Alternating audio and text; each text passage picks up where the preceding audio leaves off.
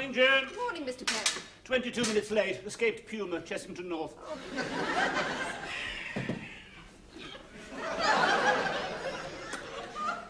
Right. I don't know whether you noticed then, Joan, but I grabbed you this and kissed you. I did notice, Mr. Perin. You don't mind? I found you very attractive, Mr. Perin. Yes, of course. But the point... No. The point is, Joan, I'm married to Elizabeth. You're married to Tony. This is my office. You're my secretary. And it isn't normal, even in the late 1970s, for bosses to come in on Monday mornings, grab their secretaries and... Is it? Well, you told me last week, Mr. Perin, that you didn't want to go on and on being more and more successful. You were tired of being a rich, powerful tycoon, and you were going to destroy your image by behaving eccentrically and by shocking people. Yes, I did. Well, therefore, I'm not at all surprised when you start behaving eccentrically. I'd have been far more surprised if you'd sat at your desk and said, dictation time, Joan. Yes, I see. Of course, if you want to shock people, you ought to kiss me in front of Tony or Elizabeth. I will. Thank you, Joan. I'll do that. Yes. In any case, I have a very good opportunity to shock people. I've been invited to give an exclusive interview on BBC One, ITV, or BBC Two. Oh, but that's wonderful, Yes. Mr. Perin. Which have you decided to give an exclusive interview on? I've decided to give an exclusive interview to all three, Joan.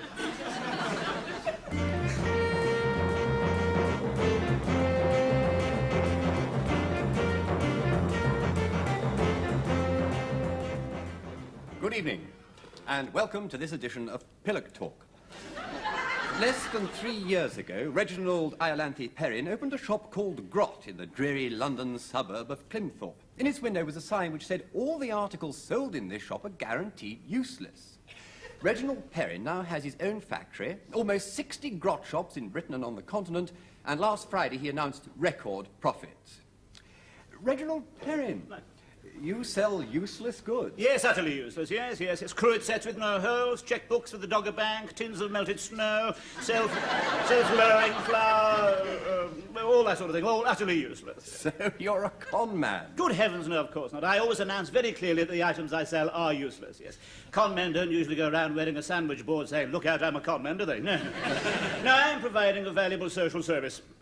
Mr. Perin, are you trying to tell me that you're providing a valuable social service? No. You said you were. Exactly. I'm not trying to tell you, I'm succeeding. If I'd said I like squashy bananas, I would have been failing to say I am providing a valuable social service. But I didn't say I like squashy bananas, I said I am providing a valuable social service. Thus succeeding brilliantly in saying I am providing a valuable social service. In what way are you providing a valuable social service? Well, for one thing, people like to leave useless objects lying around the house. It shows they can afford to spend large sums of money on useless objects. Large sums of money. So you admit that your prices are high? No, that's not the word I'd use. What word would you use, Mr. Perin? Exorbitant. Would you say the goods I sell are shoddy? Yes, I would. Yes, so would I, yes. Quite agree. Yes, wouldn't you say people think, good, what a liberty, I could have made that for 10p? Yes. Yes. Wouldn't you say that gives them a warm feeling of superiority over the makers? Yes, I suppose so. Yes. Wouldn't you say that was providing a valuable social service? Mr. Perin, I ask the questions here. Tell me, Pillock, do you think it is Pillock, is it not? Yes. Tell me, do you think it is a healthy situation at Pillock? A healthy situation in funny name. In a free country that you should have the right to ask all the questions? Well, of course I do. I'm the interviewer. Tell me, Pillock, when... Can't get over this Pillock. Why did you take up interviewing? Well, you see, as a child, I was rather sickly. I had these big lumps. So the doctor suggested that I took up television interviewing. I see. And Reginald Perin, thank you. And now a man who farms worms. Yes, worms. Good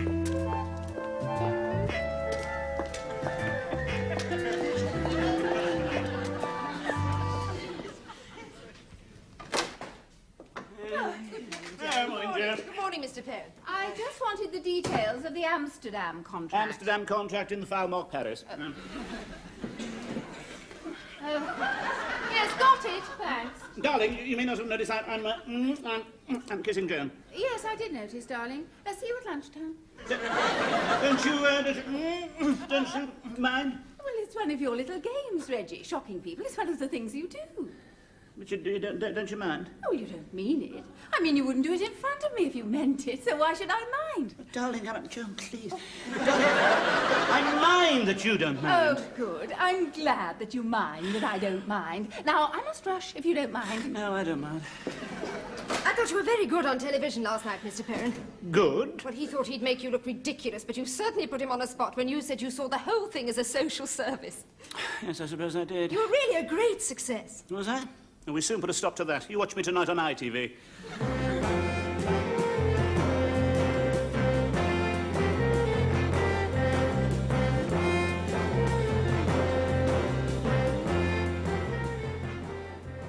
Good evening. Quite a storm was caused by our common market discussion on the world tomorrow today yesterday. And we'll be returning to the subject on the world tomorrow today tomorrow. But today, we have the mastermind behind Grot. The man who is to useless rubbish what Hans Christian Andersen is to mermaids, Reginald Perin. How did you first get this extraordinary idea for Grot? Well, this is the age of built-in obsolescence, Mr. Honeydew. I just built it a bit further in. Yes, the things I sell are obsolete before you even buy them. But I'd like to go a bit further. Ideally, I would like to sell goods that fall to pieces in the shop. What a gift to capitalism that would be. Oh, dear, it's fallen to pieces. I'll have another. Certainly, sir. Oh, dear, that one's fallen to pieces too. I'll have another. And so on. And yet you regard your shops as a social service? No. But you've gone on record as saying that. Ah, yes, that was yesterday on Pillock Talk, BBC One, which you asked me not to mention. Yes, well, you did agree Pillock to... Talk, BBC One, you asked me not to mention. Yes, well, you agreed to appear... BBC One, you definitely asked me not to mention. Yes, well, you agreed to appear exclusively for us. You didn't tell us you were appearing on Pillock Talk, BBC One yesterday. I didn't tell Pillock Talk, BBC One yesterday I was appearing on The World Tomorrow today. Yes, but you appeared on that first. Yes, well, I'm telling you different things. I must give you value. No, yes? Anyway, the viewers don't want to hear us squabbling, Oh, do they? yes, they do. It's a lot more interesting than listening to the reorganisation of local government boundaries. That's boring. Yes, take my advice, viewers. When I finish, switch over to BBC Two. There's a Swedish film on there about a horse knacker's daughter from Uppsala whose hobby is taking off her clothes. Mr. Perin. Sorry.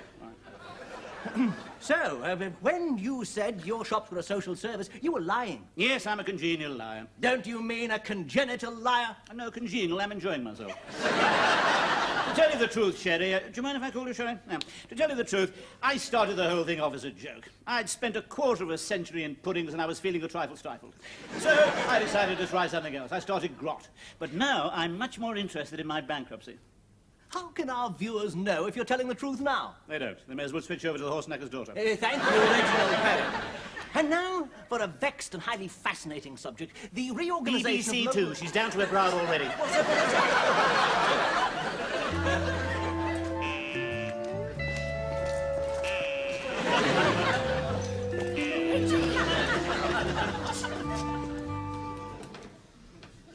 I told you, darling, he's always 22 minutes late. Yes, well, in that case, he should be arriving Now.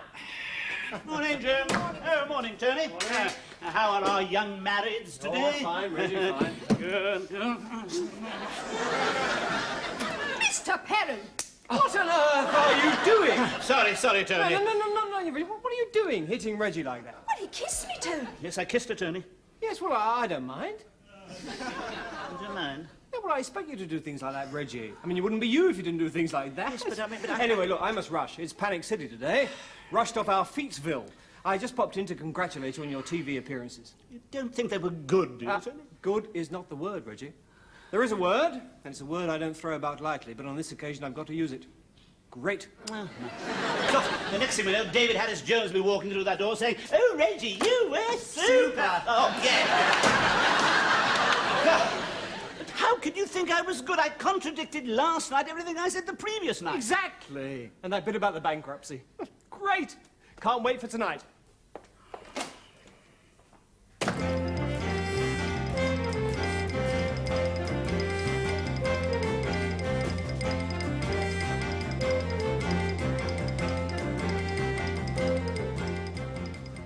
Good evening.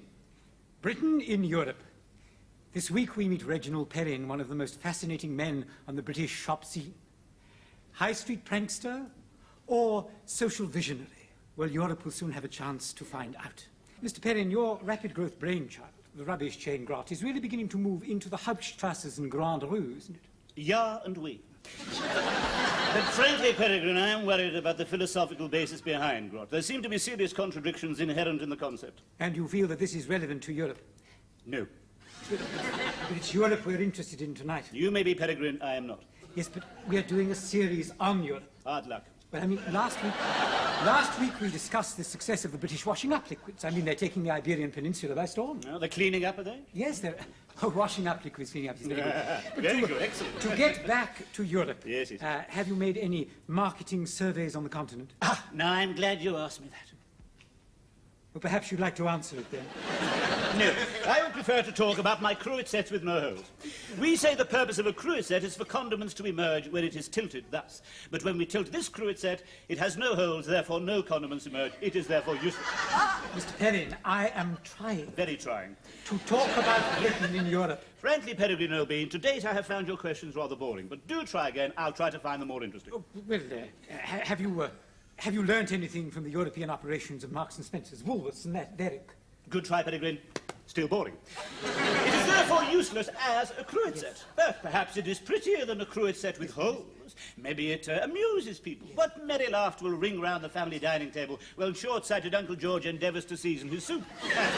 It is therefore useful as a cruet set with no holes. We can now say of all other cruet sets with holes, what a ridiculous cruet set, it's full of holes. See, the salt and pepper emerge. What sort of a cruet set with no holes is that? Let's get back to Europe, Perhaps please. my quest for true uselessness is useless. Perhaps the pursuit of uselessness is the only truly useless thing. Reginald Perin, thank you. However, have we finished?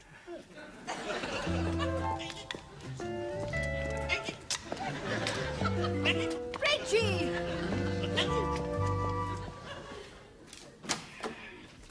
Morning, Joan. Morning, Mr. Perrin. Did you see me on television last night? Yes, I saw it, Mr. Perrin. Yes, good.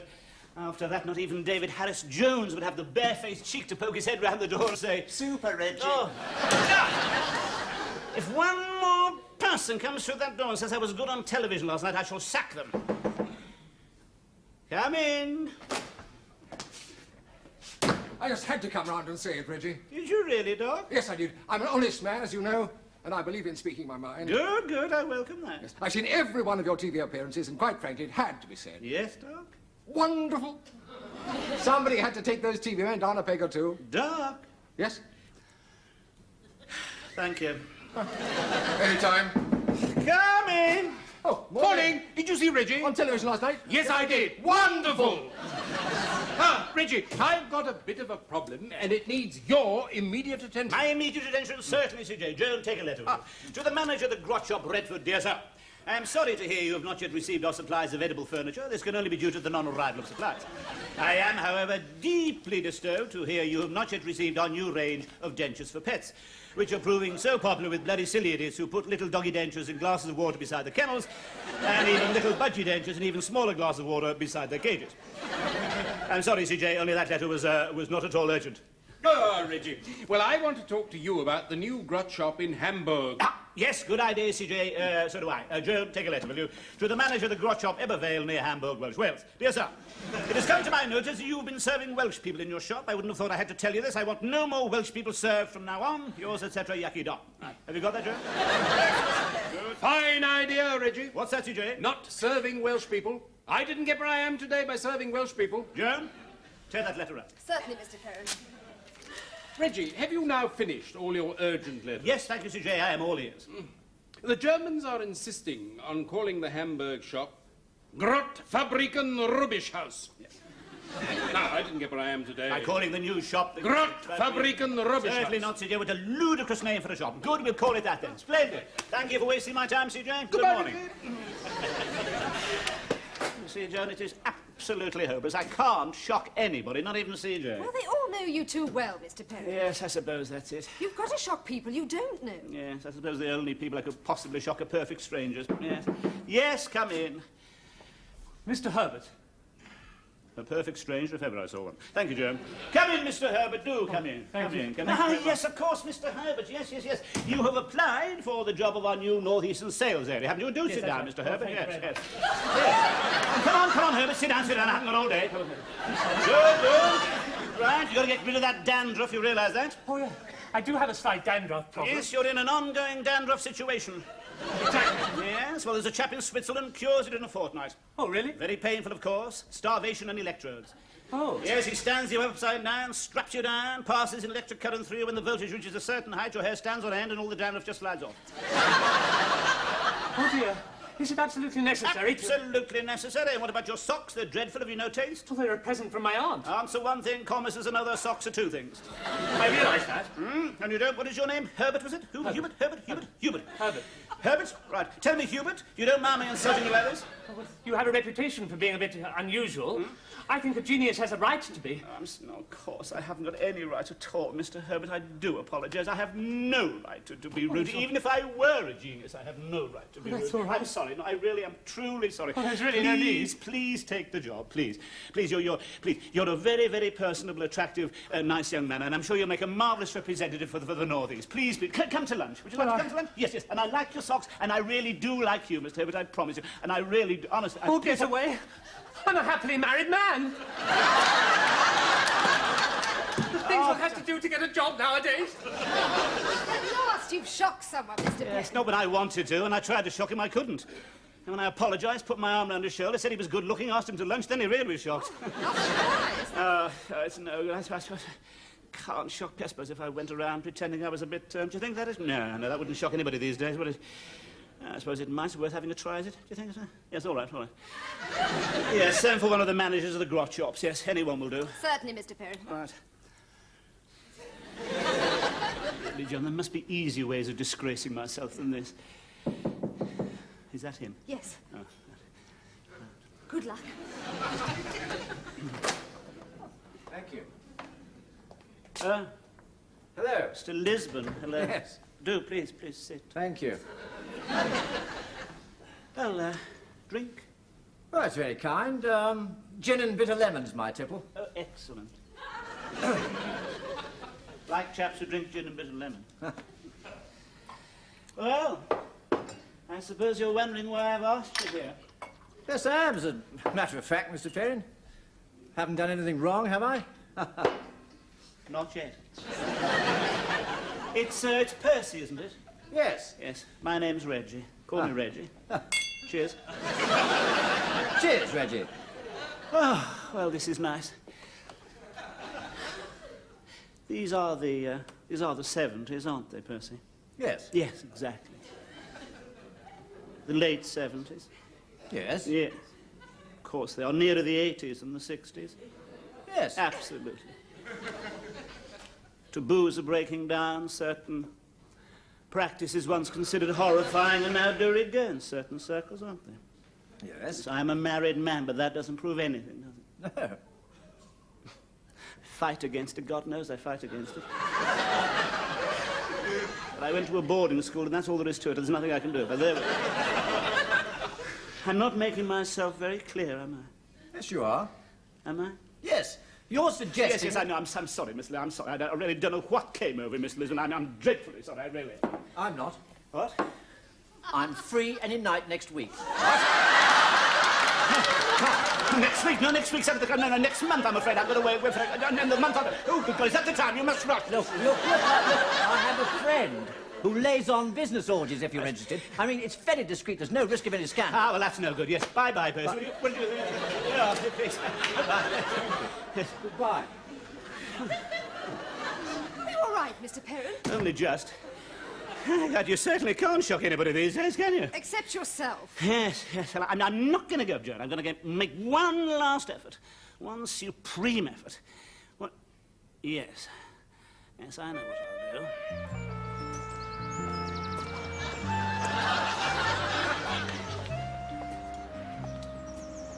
Evening, Fred. Evening, Red. Oh, hello, Tom. Oh, evening, Reggie. Like the other horse? Yes, please. Thanks very much.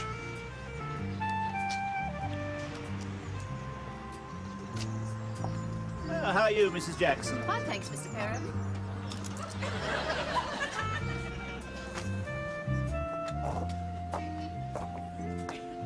Here's your Reggie. Cheers, Reggie.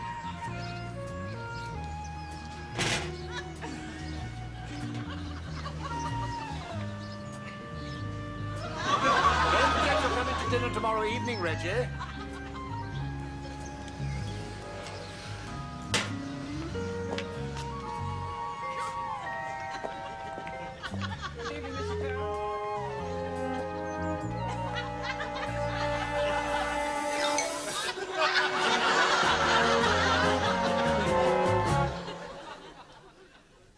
There's only one way out.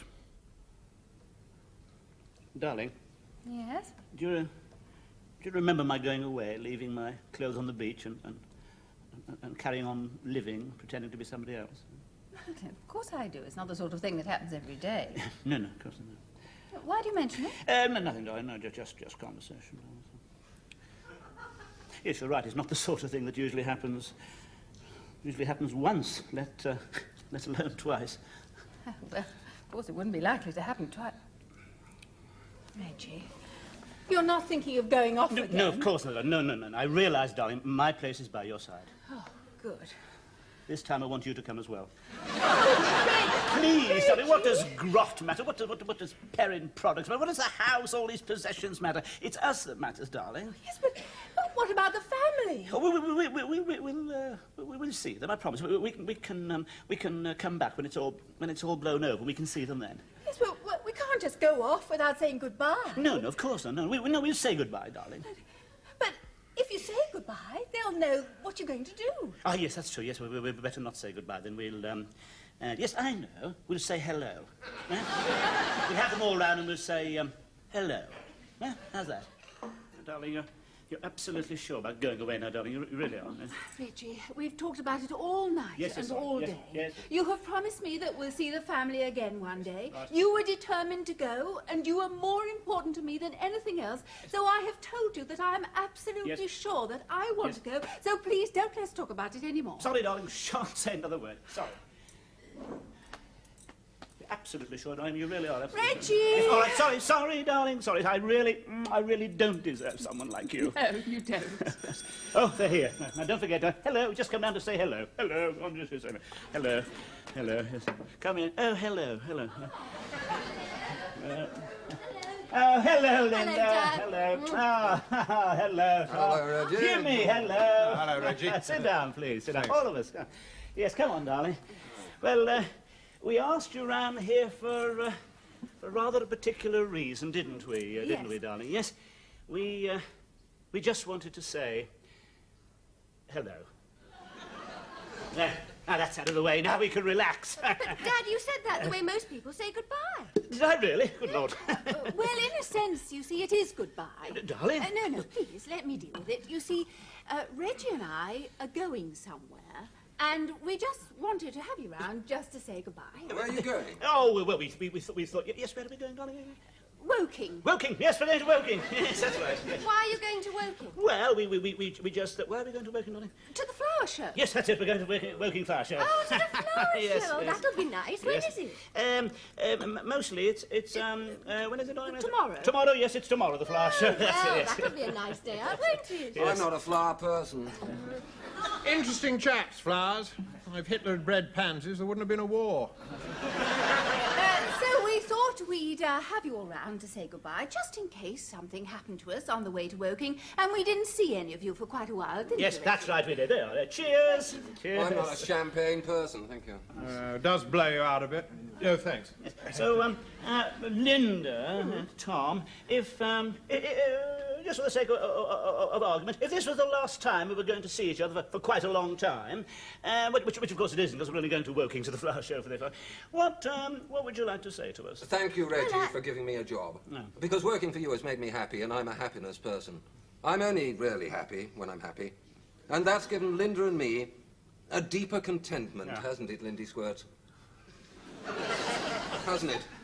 Oh, were you talking to me? Well, of course I am. Well, my name isn't Lindy Squirts, Tom. It's a term of endearment, squelchy poos. Well, it's a great pity you can't find other ways of showing your endearment. Yes. Jolly good. Thank you. Jimmy, if we weren't seeing each other for quite a long time to come, which of course we are, because we're only going to Woking for the flower show. What would you like to say to us? Well, actually, there's been a bit of a cock-up on the catering front. It wasn't that, Jimmy. No, really, I was just wondering if there were a few scraps, you know, just a few scraps for Yes, breakfast. yes, yes. Well, if this was the last time we were all going to meet together, which of course it isn't, because as I say, we're only going for the afternoon to the flower show working, I would like to say thank you, everybody, for everything. Thank you, Jimmy, for what? For everything. Thank you, Linda, for being such a nice daughter. Thank you, Tom, for being married to such a nice daughter. I really mean that. I've enjoyed the times we've had together, and if I thought we weren't going to see each other again for a long time, which of course we aren't, because we are going to be working for it. That's what I'd like to say. But as we aren't, I won't. Since we're all being so formal, Yes. let's say goodbye finally. Yes. Just in case something happens to us on the way to Woking. Yes. Goodbye. Yes. Goodbye. Goodbye. Goodbye. Goodbye. Goodbye. Goodbye.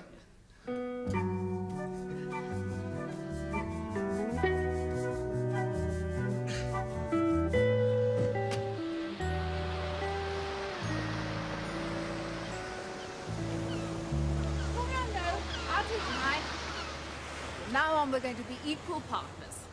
After all, I did marry you twice.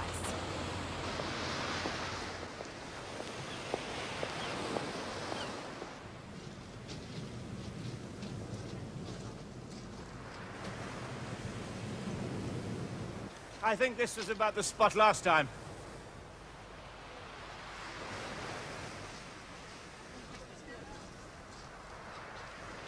Goodbye, old Reggie's clothes.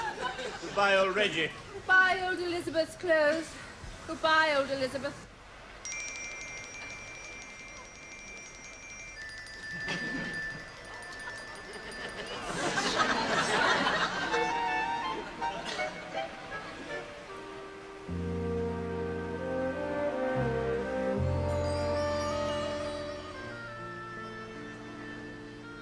We need a name.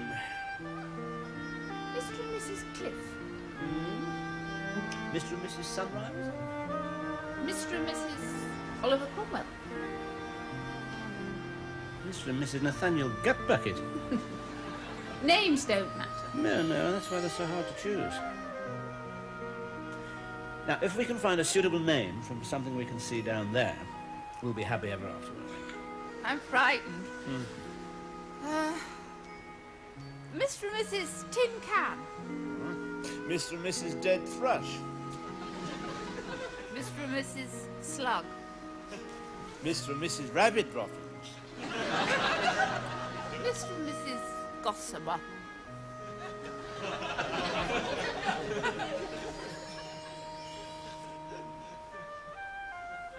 Shall we rest for a moment, Mrs. Gossamer? Why not, Mr. Gossamer? It's a good morning for starting a new life. The sun glinting on the oil slick. Coaster making too much smoke.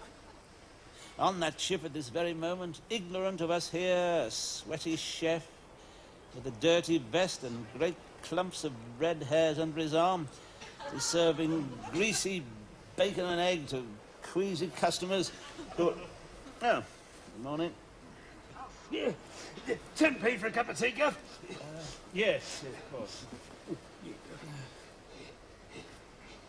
Tiger, I didn't get where I am today without asking for 10p for a cup of tea, Guff.